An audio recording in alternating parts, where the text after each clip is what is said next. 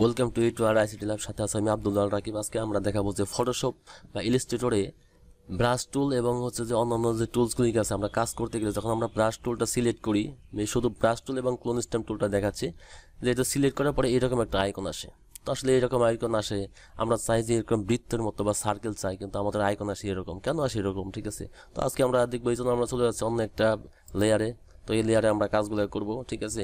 তো আসলে দেখতে পাচ্ছেন যে এখানে আমি যদি ব্রাশ টুলটা এভাবে সিলেক্ট করি, সিলেক্ট করার পরে দেখুন ব্রাশ টুল সিলেক্ট করলাম, ঠিক আছে, কিন্তু এরকম আসলো না। ঠিক আছে, আমি যদি লেয়ারে অংশ নেই, তারপর দেখেন লেয়ার আসলো না।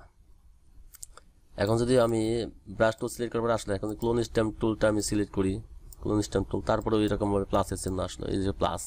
তা আমরা সার্কেলের মতো চাই, এরকম সার্কেল হবে, ঠিক আছে। সার্কেল তো হচ্ছে না, তো এই জন্য আমরা যেটা করতে হবে, আমি 1 থেকে 3 বন্ধ গুনবো, আপনারা গুনতে থাকুন, ঠিক আছে। 1 2 3।